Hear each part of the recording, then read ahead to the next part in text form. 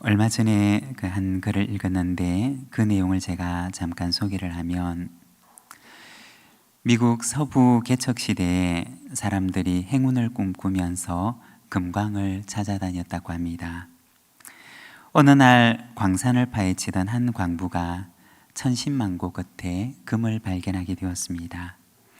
하지만 그때 삽과 곡괭이는 닳아버렸고, 그리고 먹을 것도 떨어져서 정비를 위해 마을로 돌아가야만 했습니다. 광부는 이 금광의 존재를 들키지 않기 위해서 아무에게도 얘기를 하지 않았습니다. 그리고 준비를 마친 광부는 광산으로 돌아가기 위해서 길을 나서는데, 사람들이 곡괭이를 들고서 이 광부를 따라 나서는 것이었습니다. 그리고는 금을 발견했나 보네요, 같이 갑시다 라고 얘기를 하더랍니다.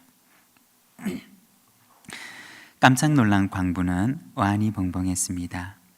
분명히 아무에게도 얘기를 하지 않았는데 어떻게 사람들이 알고 나를 따라 나선 것일까 라고 생각을 했습니다. 그리고 광부는 사람들에게 말합니다. 아니, 금이라고요? 무엇을 보고 그렇게 말씀하시는 것입니까? 그러자 따라 나선 사람들이 이렇게 말을 하더랍니다.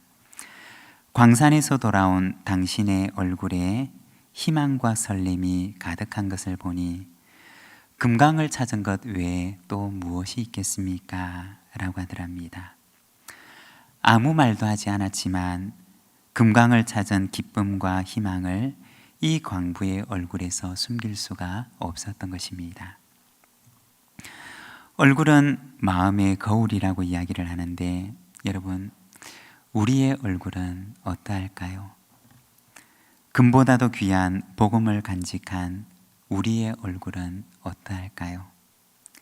우리의 얼굴은 정말 보는 이들로 하여금 희망과 설렘과 기쁨으로 가득한 얼굴인 것처럼 보일까요?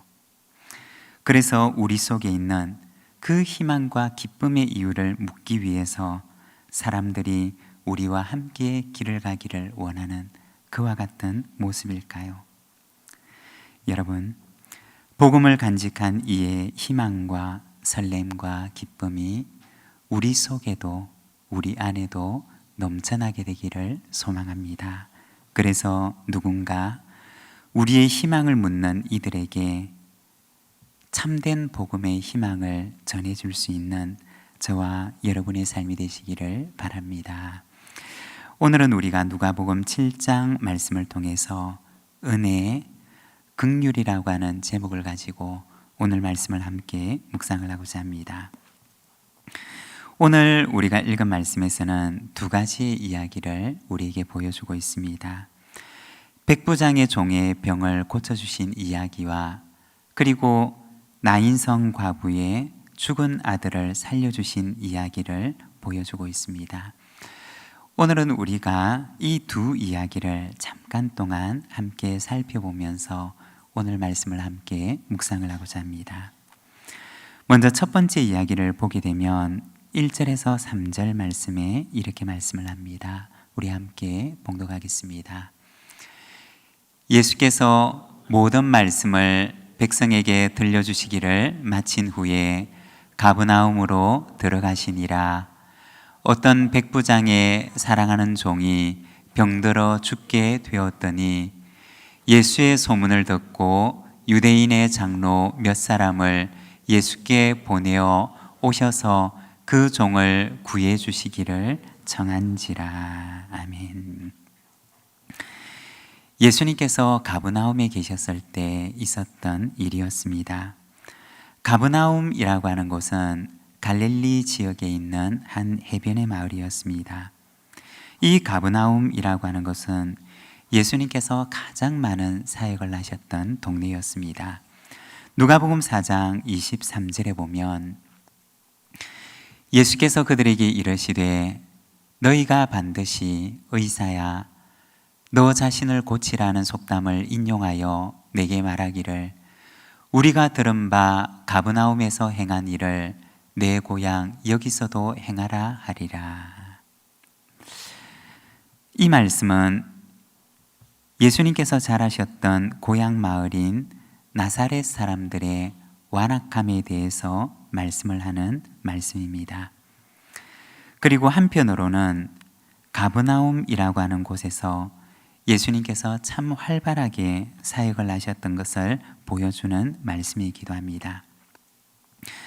실제로 우리가 누가복음 말씀을 보게 되면 가버나움에서 예수님께서 안식일에 회당에서 사람들을 가르치신 이야기들이 나오고, 또 귀신 들린 사람들을 고치시고 많은 병자들을 고치시면서 복음을 전하셨던 이야기들이 등장하게 됩니다. 아주 활발한 예수님의 사역들이 바로 이 가버나움이라고 하는 마을에서 행해졌던 것입니다. 그리고 예수님께서는 제자들과 함께 이곳 가버나움을 예수님의 사역의 중심 거점으로 삼기도 했습니다. 예수님께서 갈릴리 지역을 순회 전도하실 때 여러 지역들에서 선교하시고 다시 가버나움에 있는 거점으로 삼았던 집에 돌아오셔서 제자들과 함께 쉬고 또 교제를 나누셨던 이야기가 복음서 가운데 등장을 합니다. 이 가버나움이라고 하는 것은 굉장히 중요한 예수님의 사역에 있어서 선교의 거점이 되었던 곳이었습니다. 조금 여기에서 곁들이자면은 누가복음 4장 38절과 39절의 말씀을 보게 되면 예수께서 일어나 회당에서 나가사 시몬의 집에 들어가시니 시몬의 장모가 중한 열병을 앓고 있는지라 사람들이 그를 위하여 예수께 구하니 예수께서 가까이 서서 열병을 꾸짖으신데 병이 떠나고 여자가 곧 일어나 그들에게 수종드니라. 이 말씀도 역시 가버나움에서 있었던 이야기인데 베드로의 장모의 병을 고쳐주셨던 일을 기록하고 있는 말씀입니다. 그리고 병에서 나은 베드로의 장모는 예수님의 일행들을 섬기는 모습을 보여주고 있습니다. 성경을 연구하는 학자들에 따르면 아마도 가버나움에 있는 선교의 거점 역할을 했던 그 집은 베드로의 집이었을 것이다 라고 이야기를 합니다. 베드로의 가정에서 예수님과 제자들의 사역을 보이지 않게 섬겼던 것입니다.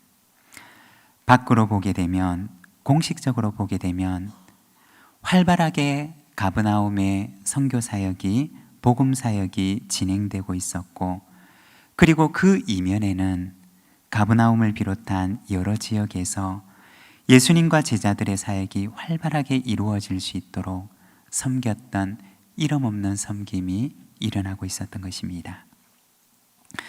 우리가 다시 본문으로 돌아가 보면 4절과 5절에 백부장을 위해서 간청하는 유대 장로들의 모습을 보여주고 있습니다. 4절과 5절의 말씀을 보게 되면 이에 그들이 예수께 나와 간절히 구하여 이르되 이 일을 하시는 것이 이 사람에게는 합당하니이다. 그가 우리 민족을 사랑하고 또한 우리를 위하여 회당을 지었나이다 하니. 여기 4절의 말씀을 보게 되면 간절히 구하다 라고 하는 말이 나오는데 우리말로 번역된 성경에서는 잘 나타나 있지 않지만 그러나 원어 성경을 보게 되면 그 의미가 아주 간절하게 그리고 끈질기게 구하고 있는 모습을 담고 있는 말씀입니다. 들어줄 때까지 끈질기게 구하고 있는 모습을 보여주는 것입니다. 왜 그랬던 것일까요? 왜 유대 장로들은 이 백부장을 위해서 그렇게 예수님께서 그 청을 들어줄 때까지 간절하게 또 끈질기게 간구했던 것일까요? 그것은 백부장의 후원 때문이었습니다. 백부장이 그 마을에 회당도 지어주고 또 유대인들의 후원자가 되어 주었기 때문이었습니다. 그래서 이 빚을 갚고자 하는 마음으로 끈질기게 또 간절하게 청하게 되는데 4절 말씀을 보게 되면 이 일을 하시는 것이 이 사람에게는 합당합니다 라고 장로들은 이야기를 합니다. 그런데 오늘 본문 가운데 이 합당하다라고 하는 단어가 한 번 더 나오는데 우리말 성경에는 잘 나타나 있지 않지만 원어 성경에 보면 6절과 7절의 말씀을 보면 예수께서 함께 가실새 이에 그 집이 멀지 아니하여 백부장이 벗들을 보내어 이르되 주여 수고하시지 마옵소서 내 집에 들어오심을 나는 감당하지 못하겠나이다. 그러므로 내가 주께 나아가기도 감당하지 못할 줄을 알았나이다. 말씀만 하사 내 하인을 낫게 하소서. 우리가 방금 읽었던 이 6절과 7절의 말씀을 보게 되면 유대인의 장로들이 예수님께 나와서 예수님, 이 사람에게는 이 일을 하는 것이 합당합니다 라고 얘기를 했던 이 합당하다 라는 말과 동일한 단어가 여기에 나오고 있는데 7절 말씀에 보면 내가 주께 나아가기도 감당하지 못할 줄을 알았습니다 라고 얘기를 할 때 이 감당하다 라고 하는 말이 바로 앞에서 나오는 합당하다 라는 단어와 동일한 단어입니다. 유대인의 장로들은 백부장에 대해서 말하기를 이 사람은 합당한 사람입니다 라고 이야기를 하고 있고 백부장은 말하기를 나는 합당하지 않은 사람입니다 라고 말을 하고 있는 것입니다. 왜 한쪽에서는 합당하다고 하고 왜 한쪽에서는 합당하지 않다고 말하면서 이야기를 하고 있는 것일까요? 그것은 바로 이 백부장이 이방인이었기 때문이었습니다. 이방인이었기 때문에 유대인들은 이방인이지만 합당하다고 예수님께 청하고 있고 그리고 이 백부장은 나는 이방인이기 때문에 합당하지 않습니다 라고 얘기를 하고 있는 것입니다. 그렇다면 예수님께서는 무엇이라고 말씀하셨을까요? 9절의 말씀을 보게 되면 예수께서 들으시고 그를 놀랍게 여겨 돌이키사 따르는 무리에게 이르시되 내가 너희에게 이르노니 이스라엘 중에서도 이만한 믿음은 만나보지 못하였노라 하시더라. 예수님께서는 이 이방인 백부장을 가리켜서 말하기를 내가 이스라엘 중에서도 이만한 믿음을 만나보지 못하였다 라고 말씀을 하십니다. 유대인들의 세계관을 보게 되면 그들은 언제나 자기들의 기준을 가지고서 이 사람은 자격이 있는 사람이고 또 이 사람은 자격이 없는 사람입니다 라고 말을 해왔습니다. 이 사람은 죄인이고 또 이 사람은 하나님의 백성입니다 라고 이야기들을 했습니다. 비록 오늘 본문 말씀에서는 이 백부장에 대해서 그들이 좋은 말을 하고 있지만 그러나 또 다른 한편으로 생각해 보면 이와 같은 그들의 세계관의 한 단면을 보여주고 있는 것입니다. 예수님께서는 말씀하시기를 이스라엘에서도 이만한 믿음을 내가 만나보지 못하였다 라고 말씀을 하십니다. 무엇을 말하는 것일까요? 믿음 앞에서 이스라엘과 이방인의 경계가 허물어지는 것을 보여주는 것입니다. 믿음이라고 하는 것은 이스라엘만의 것도 아니요 그 누구의 것도 아니라 믿음은 온 세상 모든 사람들의 것임을 말씀하는 것입니다. 우리가 간혹 은혜라고 하는 말을 사용하는데 이 은혜라고 하는 말 속에는 몇 가지 의미가 담겨져 있습니다. 먼저 첫 번째는 이 은혜라고 하는 말 속에는 자격이 없는 자에게 주셨다라는 의미가 담겨 있습니다. 자격이 있는 사람이 아니라 자격이 없지만 주어졌기 때문에 우리는 그것을 가리켜서 은혜라고 말합니다. 그리고 두 번째는 이 은혜라고 하는 말 속에는 거저 아무런 대가 없이 값없이 주어졌다라는 의미가 담겨 있습니다. 우리가 생각을 해보면 세상에 정말 중요한 것들은 모두가 다 대가 없이 주어진 것들입니다. 여러분, 이 세상에 무엇이 가장 소중할까요? 우리의 생명이라는 것을 생각을 해보면 여러분, 우리의 생명을 우리가 대가를 주고 갖게 된 것일까요? 우리의 생명이라고 하는 것은 우리가 대가를 주고서는 살 수 없는 대가 없이 거저 받은 선물과 같은 것입니다.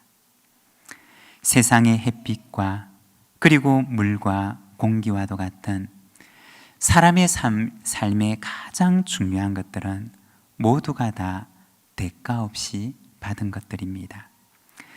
만일에 우리가 햇빛이라고 하는 것에 가치를 부여하고 그리고 그 가치에 맞게 우리가 가격을 매기게 된다면 우리는 도대체 이 햇빛이라고 하는 것에 얼마의 가격을 붙일 수가 있을까요? 그리고 우리는 얼마를 주고 줘야지만이 이 햇빛이라고 하는 가치를 살 수가 있는 것일까요? 은혜라고 하는 것도 마찬가지인데 너무나 귀한 것이기 때문에 돈으로는 가격을 매길 수가 없어서 하나님께서는 우리에게 거저 값없이 우리에게 주셨던 것입니다. 얼마 전에 TV에서 사고로 사지마비를 겪었다가 재활을 통해서 상체의 기능을 회복해서 사는 한 유튜버를 보게 되었습니다. 아직도 손가락의 기능이 원활하게 회복되지 않았는데 손가락 하나를 움직이기 위해서 지금도 매일같이 재활의 노력을 하고 있는 것을 보았습니다. 그런데 그 유튜버가, 그 젊은이가 고백하기를 우리가 손가락을 자유롭게 움직일 수 있는 것은 기적입니다 라고 말을 하는 것을 보았던 적이 있습니다. 우리가 생각을 해보면 우리는 매일같이 기적과 같은 하나님의 은혜를 경험하며 살아간다는 것입니다. 거저 아무런 대가 없이 우리는 매일같이 수많은 기적들을 경험하며 살아가는 것입니다. 그런데 언제 우리가 그것이 기적이고 은혜인지 알게 되느냐? 그 기적이 중단되는 순간 우리가 그것이 하나님께서 매일같이 우리의 인생에 베풀어 주셨던 기적이었고 은혜였음을 깨닫게 되는 것입니다. 사랑하는 여러분, 우리는 날마다 하나님의 기적 같은 은혜 속에 살아가고 있음을 기억하며 또 감사하며 살아가시기를 바랍니다. 그리고 세 번째, 은혜라고 하는 것은 좋은 것이라고 하는 의미를 담고 있습니다.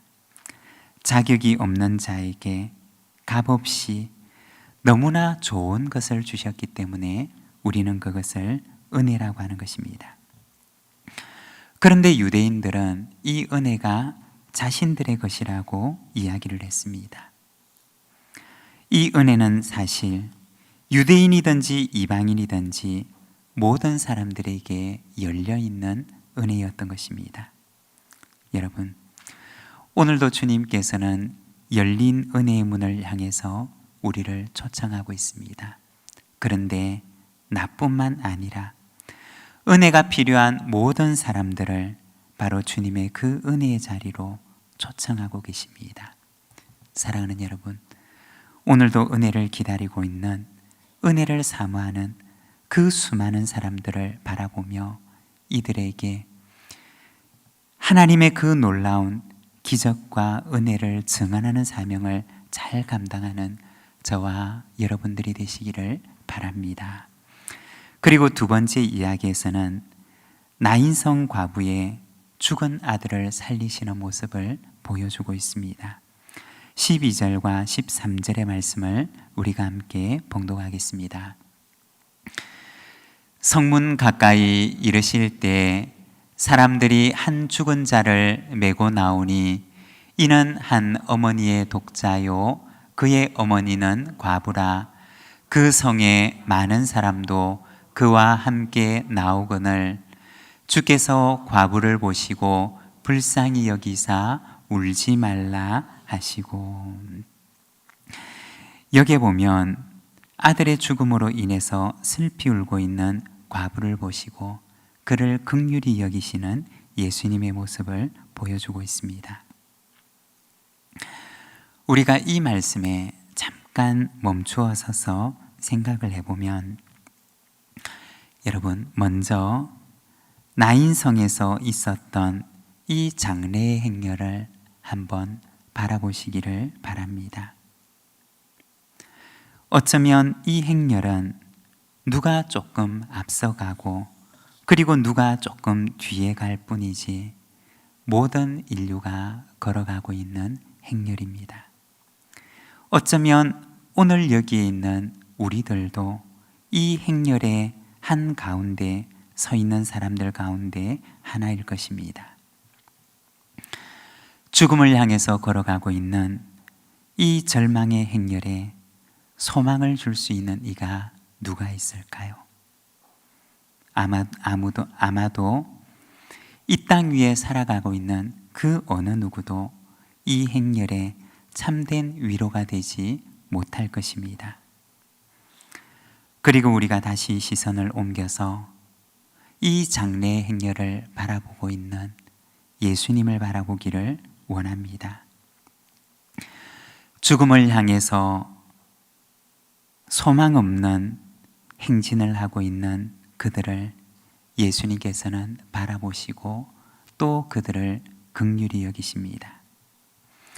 고린도전서 15장 19절에 보면 사도 바울은 이렇게 말을 합니다.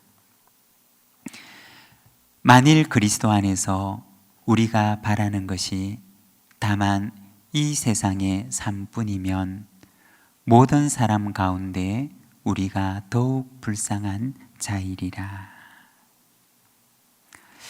여러분, 만일에 우리의 삶이 이 세상에서의 삶뿐이라고 한다면 우리의 인생이라고 하는 것은 얼마나 허무한 것일까요? 이것이 전부라면 우리가 이 땅 위에 살아가는 이 시간 70년, 80년 혹은 100년 아래의 이 시간이 우리의 전부라고 한다면 우리의 인생은 얼마나 허무한 곳을 향해 달려가고 있는 인생이 될까요? 그런데 사실 대부분의 사람들이 우리의 인생이 그렇게 허무한 것인 줄 그렇게 알고 살아간다는 것입니다. 그것이 전부인 줄로 알고 살아가는 사람들을 주님께서는 어떻게 바라보고 계실까요? 아마도 오늘 우리가 본문에서 보고 있는 이 본문의 말씀과 동일한 눈을 가지고 예수님께서는 긍휼의 눈으로 그들을 바라보고 계실 것입니다.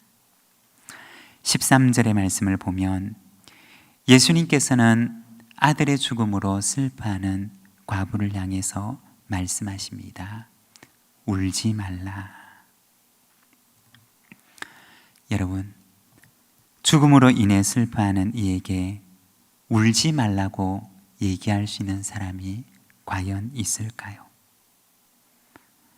아마도 아무도 그 슬픔에 대해서 이야기할 수 있는 자격이 있는 사람은 없을 것입니다. 왜냐하면 죽음 앞에서 아무런 할 말이 없는 무능한 존재가 바로 우리의 인생이기 때문입니다. 그런데 오늘 말씀에 보면 예수님께서는 그 장례의 행렬을 멈춰 세우십니다. 그리고 죽은 아들을 살려서 슬퍼하는 어머니에게 돌려주십니다. 고린도전서 15장 20절에서 22절의 말씀을 우리가 함께 봉독하겠습니다. 그러나 이제 그리스도께서 죽은 자 가운데서 다시 살아나사 잠자는 자들의 첫 열매가 되셨도다. 사망이 한 사람으로 말미암았으니 죽은 자의 부활도 한 사람으로 말미암는도다. 아담 안에서 모든 사람이 죽은 것 같이 그리스도 안에서 모든 사람이 삶을 얻으리라. 아멘. 죽음이 인생의 마지막 종착역인 줄 아는 이들에게 예수님께서는 부활의 생명이 있음을 알려주셨던 것입니다. 여러분, 지금도 많은 사람들이 소망 없는 슬픔의 장래 행렬에 서서 죽음을 향해 행진하고 있습니다. 그리고 이것이 모든 인생이 걸어가는 길인 줄 알고, 그리고 여기가 인생의 마지막 종착역인 인생의 끝인 줄 알고 걸어가고 있습니다. 그런데 주님께서는 이 죽음의 행렬 가운데 있는 이들을 향하여서 말씀하십니다. 울지 말아라. 그리스도 안에서 모든 사람이 삶을 얻으리라. 내가 부활의 첫 열매가 되었노라. 사랑하는 여러분, 오늘도 주님의 그 긍휼의 눈을 가지고 세상을 바라보기를 원합니다. 지금도 그 장래 행렬의 한가운데 서서 소망 없는 눈으로 죽음을 향해 달려가는 이들에게 이 세상에 그리스도 안에 있는 생명을 전하는 부활의 증인으로 우리가 살아가기를 원합니다. 예수님의 그 긍휼이 오늘 우리의 긍휼이 되고, 예수님의 그 시선이 오늘 우리의 시선이 되어 예수님의 마음을 가지고 세상을 향하여 생명의 부활의 소식을 전하는 우리 모든 부활의 증인들이 되시기를 바랍니다. 오늘 우리에게 주신 말씀을 우리가 생각하면서 이 시간 잠시 함께 기도하기를 원합니다. 주님께서는 오늘도 우리를 향하여 말씀하십니다. 울지 말라. 그리스도 안에서 모든 사람이 삶을 얻으리라 말씀하십니다. 우리의 병든 몸을 치유하시고 우리의 죽을 삶에 생명을 주시며 내가 부활의 첫 열매가 되었다 말씀하십니다. 오늘도 주님께서는 우리의 삶을 회복해 하시기를 원하십니다. 오늘도 주님께서는 우리의 이 행렬이 죽음을 향한 행렬이 아니라 삶을 향한 행렬이 되기를 원하십니다. 오늘도 우리의 삶 속에, 우리의 인생에 참 부활의 생명을 누리며 살아가는 우리의 삶이 되게 하옵소서. 또 그것이 전부인 줄 알고 달려가는 세상에 소망 없는 사람들에게 하늘의 소망을 전하는 삶을 살아가게 하여 주시옵소서. 우리 시간 함께 우리가 소망의 증인, 부활의 증인이 되는 삶을 살아가게 하옵소서. 우리가 함께 기도하며 하나님 앞에 나가겠습니다. 기도하겠습니다.